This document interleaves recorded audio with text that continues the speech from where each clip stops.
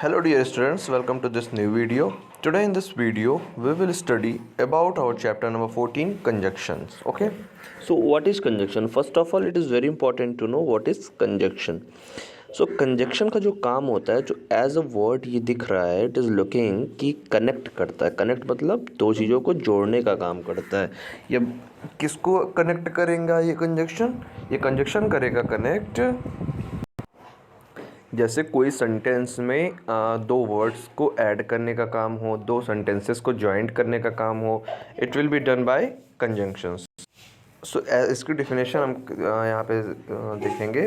Conjunctions are words that join other words, phrases, clauses और sentences. ये phrases को add connect करता है, क्लाजेस को कनेक्ट करता है एंड सेंटेंसेस को भी कनेक्ट करने का जो काम करे उस कंजक्शन को कहते हैं. What is conjunction?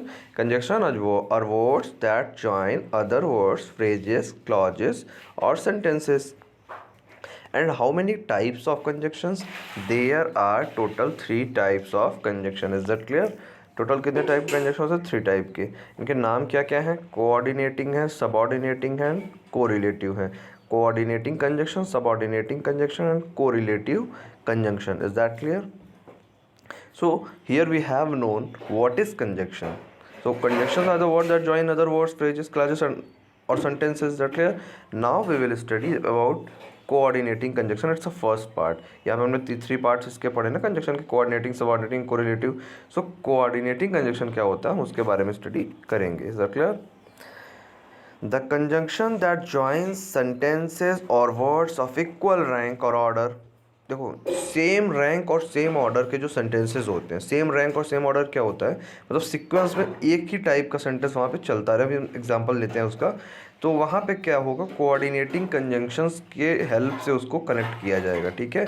For example, night came on, एक सेंटेंस है ये हमारा. Night came on and the room grew dark means when the night came on then the room grew dark. So पहला सेंटेंस का effect पड़ा है दूसरे sentence पे. दिख रहा है ना कि जब नाइट आई होगी तभी रूम डार्क हुआ होगा. सो इस सेंटेंस को हम जो ऐड करते हैं वो एंड नाम के कंजंक्शन से करते हैं. किस वर्ड से? एंड नाम का एक वर्ड आता है जिसे हम कंजंक्शन कह देते हैं, जिसने इस सेंटेंस को और इस सेंटेंस को ऐड कर दिया, कनेक्ट कर दिया. ओके. सो हमें रिमेंबर रखना है कि कहीं भी अगर एंड आता है तो वो कौन सा कंजंक्शन होगा? कोऑर्डिनेटिंग कंजंक्शन होगा. I called him but he did not answer.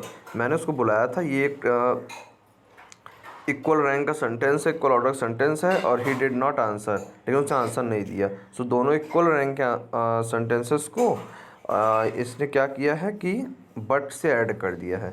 So and और बट हमारे क्या हो गए? एंड और बट हमारे हो गए coordinating conjunction. Is that clear?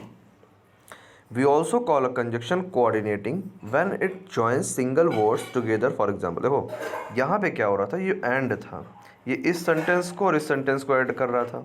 यहाँ पे it was adding this sentence and this sentence. But coordinating ये बता रहा है कि कोऑर्डिनेटिंग कंजक्शन तब भी हो सकता है जब ये दो वर्ड्स को ऐड करे. Suppose 2 and 2 make 4. 2 और 2 मिलकर 4 बनाते हैं ना. सो यहाँ पे इन दोनों वर्ड्स को भी ऐड करने का काम एंड कर रहा है. सो एंड कहीं भी आएगा तो हम क्या कहेंगे? This is a coordinating conjunction. Firstly this and is conjunction and then secondly this is a coordinating conjunction. Which conjunction? Coordinating conjunction. But कौन सा कंजक्शन है? Coordinating conjunction. Is that clear? Okay. Now let's look the second part of conjunction, subordinating conjunction. ठीक है. Subordinating conjunction क्या होते हैं? The conjunctions that join sentence of different rank. अब उसमें देखो, कोऑर्डिनेटिंग में सेम रैंक था, सबऑर्डिनेटिंग में डिफरेंट रैंक के सेंटेंसेस या ऑर्डर को ये जॉइंट करेगा one of them being dependent on the other. और एक कंडीशन और होगी, आप फाइंड आउट कर सकते हो, रिकॉग्नाइज कर सकते हो सेंटेंस में कि सबऑर्डिनेटिंग है, कोऑर्डिनेटिंग कंजक्शन है. कैसे रिकॉग्नाइज करोगे? कि ये जो है एक सेंटेंस दूसरे पे डिपेंड करेगा. इस कॉल्ड सबऑर्डिनेटिंग कंजक्शन. कोऑर्डिनेटिंग में क्या होता था? सेम रैंक को ऐड करता था. सबऑर्डिनेटिंग में डिफरेंट रैंक को ऐड करेगा. ठीक है. For example, I shall be surprised if you fail. मतलब ये सरप्राइज होंगे जब ये फेल हो जाएंगे. सो यहाँ डिफरेंट रैंक का सेंटेंस. देखो, ये एक फ्यूचर का सेंटेंस है, ये एक प्रेजेंट का सेंटेंस लग रहा है. दिख रहा है? You fail, I shall be surprised. So यहाँ पे डिफरेंट रैंक के सेंटेंस को इसने इफ़ नाम के वर्ड से ऐड किया. सो इफ़ क्या हो जाएगा हमारा? इफ़ हो जाएगा सबऑर्डिनेटिंग कंजक्शन. इसमें शॉर्ट में 80 लिख दिया है, subordinating conjunction. Is it clear? एक और एग्जांपल हम देखते हैं, I shall not tell him unless he asks me to do so. फिर यहाँ पे देखो फ्यूचर का सेंटेंस आया, यहाँ प्रेजेंट का सेंटेंस आया, इसे एक वर्ड अनलेस से इन्होंने ऐड कर दिया। ठीक है, अनलेस जब ऐड कर दिया तो इसे हम क्या कहेंगे, ये कनेक्ट कर रहा है, इसलिए ये कंजंक्शन है। कंजंक्शन में कौन सा कंजंक्शन है, ये कंजंक्शन है हमारा सबऑर्डिनेटिंग कंजंक्शन, क्योंकि यहाँ पे डिफरेंट टेंस के सेंटेंसेज आए हुए हैं। Clear? He is he is contended दो ही इज़ वेरी पुअर। अब देखिए यहाँ पे भी आप देखिएगा, ये कंटेंडेड सेकेंड फॉर्म लगा हुआ है, पास्ट का सेंटेंस है, डिफरेंट रैंक डिफरेंट टाइप का सेंटेंस आया ना, डिफरेंट रैंक में आया। अब यहाँ पे ये प्रेजेंट का है, दोनों सेंटेंसेस को उन्होंने इस वर्ड से कनेक्ट कर दिया है। जब कनेक्ट इस वर्ड से किया हुआ है, ये डिफरेंट टेंस है, ये डिफरेंट टेंस है, तो यहाँ पे हमारा ये वर्ड कंजंक्शन हो जाएगा जिसने कनेक्ट किया है। और ये कंजंक्शन कौन सा होगा, क्योंकि डिफरेंट रैंक के सेंटेंसेस को कनेक्ट किया जा रहा है, इसलिए that will be subordinating conjunction. ठीक है, तो ये वर्ड्स आपको रिमेंबर रखने हैं, ये वर्ड आपको रिमेंबर रखना है डियर, कि जो इफ़ हमारा वर्ड है, ये वर्ड हमारा क्या हो जाएगा, ये हो जाएगा हमारा कंजंक्शन। ठीक है, ये वर्ड हमारा क्या हो जाएगा, कंजंक्शन हो जाएगा। ठीक,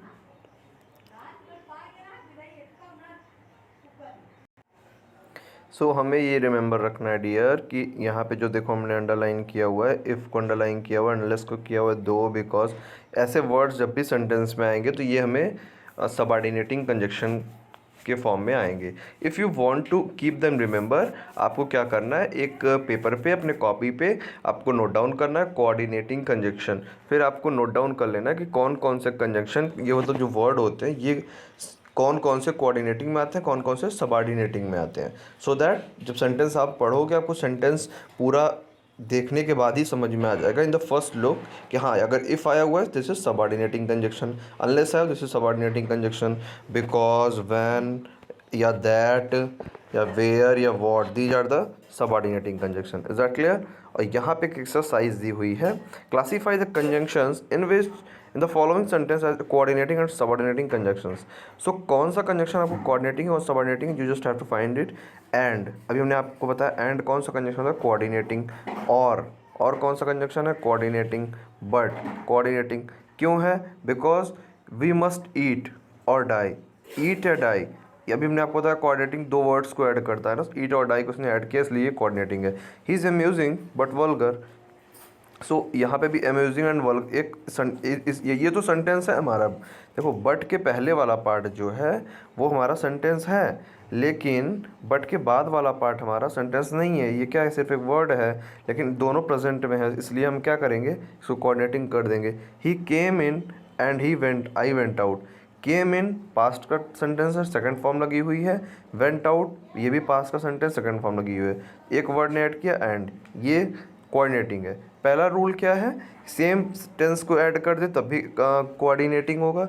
दूसरा कैसे हम फाइंड आउट कर सकते हैं, सेम वर्ड, सिर्फ वर्ड को देखते ही कि एंड है तो ये कोऑर्डिनेटिंग ही होगा, बट है तो ये भी कोऑर्डिनेटिंग ही होगा। ठीक है, और दूसरा रूल भी फॉलो करेगा ये सेंटेंस। यहाँ पे आई फेल्ड है, देखो ये पास्ट इंडेफिनिट का है, सिंपल पास्ट, ये भी सिंपल पास्ट है, तो सेम टेंस को ऐड कर रहा है तब भी कोऑर्डिनेटिंग है। Is that clear?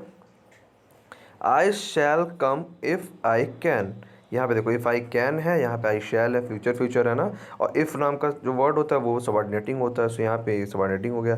I saw my friend he came in as he came in. Okay okay, तो यहाँ पे सबऑर्डिनेटिंग रहेगा। You must do as you like.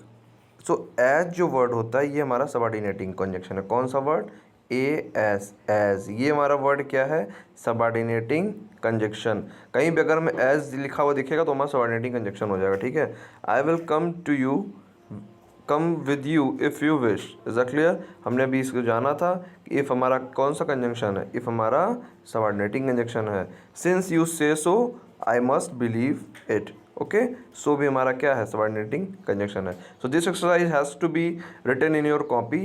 Okay, firstly you have to read the examples, then you have to find it out which conjunction is this, and once you find it out that which conjunction is this, then you will start denoting by yourself that which conjunction are that. But after that, if you get any kind of confusion, the exercise has been given, solved in front of all of you. Okay, So here all the steps, all the rules, and all the parts actually, which word is coordinating, which word is subordinating, everything must be in your mind. कैसे mind में रहेगा उसे आप copy में note down करोगे, coordinating heading करके, subordinating heading करके, एक रफली डायग्राम, मतलब रफली आप उसे नोट डाउन कर लोगे कि वर्ड्स आपको अगर याद रहेंगे कौन से कंजंक्शन है, तो इजीली आप यहाँ पे इसको वर्ड्स को देखते ही ना कि एंड हमारा यहाँ दिख रहा है, और दिख रहा है, बट दिख रहा है, सो कौन से कंजंक्शन यहाँ पे हो सकता है, सो क्लियरली हम उसे नोट डाउन कर सकते हैं. Okay, so everything what ever we have to study in this chapter we have studied, and for more information we will meet in the next video. I hope you have understood every information that has been provided in this video. Till then, see you, take care.